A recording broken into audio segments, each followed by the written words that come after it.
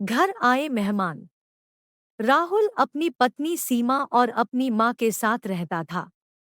गर्मियों की छुट्टी में राहुल की बुआ फूफा अपने लड़के सोनू के साथ उनके घर रहने आए। घर आते ही फूफा जी राहुल से बोले कि यहाँ तो बहुत गर्मी है। घर में कोई एसी नहीं है क्या? राहुल की माँ ने बोला, भाई साहब, अभी कुछ दिन पहले ही राहुल ने अपने कमरे में एसी लगवाया है। यह सुनते ही फूफा जी अपने बेटे से बोले कि सारा सामान राहुल के कमरे में ले गए। राहुल और उसकी पत्नी सीमा चुप रहे क्योंकि उनने सोचा कि कुछ दिनों की तो बात है। इस तरह बुआ फूफा जी को राहुल के घर रहते 1 महीना हो गया। राहुल ने अपनी माँ से पूछा कि बुआ जी कब जाने वाली है? हम कब तक ऐसे ही हॉल में सोकर अपना गुजारा करेंगे? राहुल की माँ बोली, बेटा, रिश्तेदारी का मामला है, हम कुछ कह भी तो नहीं सकते। राहुल की पत्नी सीमा बोली, वह सब तो ठीक है, लेकिन उनका छोटा लड़का सोनू सारा दिन घर में उधम करता रहता है। कल तो उसने हमारा नया सोफा बुरी तरह फाड़ डाला। राहुल इस बात पर बहुत गुस्सा हुआ कि नया सोफा फाड़ दिया। वह अपनी पत्नी से बोला, तुम सोनू को ऐसा करने से रोकती क्यों नहीं? सीमा बोली, जब से बुआ फूफा जी आए हैं कुछ कुछ खाने की डिमांड करते हैं, जिससे मेरा और माँ जी का सारा दिन तो रसोई में ही बीत जाता है।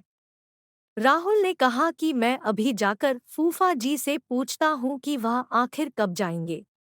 राहुल ने बातों बातों में फूफा जी से कहा कि 1 महीना हो गया है, आपके जॉब की छुट्टियां तो खत्म हो गई होंगी ना? फूफा जी बोले, राहुल, मैंने जॉब तो कब की छोड़ दी।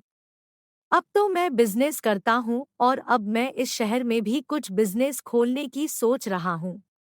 पहले इस शहर को अच्छे से समझ लूँ, जिसमें 2 से 3 महीने तो लग ही जाएंगे। यह सुनकर राहुल समझ गया कि फूफा जी अभी जाने वाले नहीं हैं। उसने यह बात अपनी पत्नी और माँ को बताई।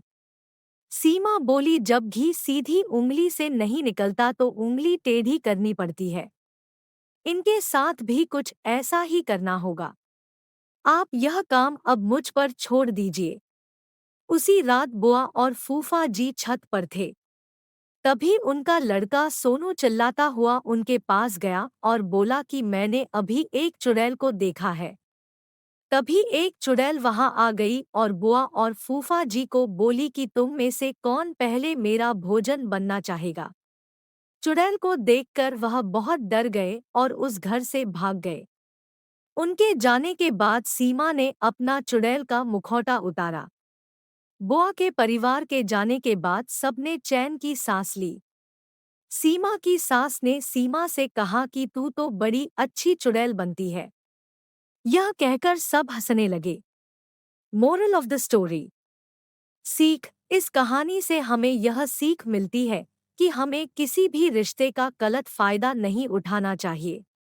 जिस तरह बुआ के परिवार ने अपनी रिश्तेदारी का गलत फायदा उठाया और दूसरों को परेशान किया,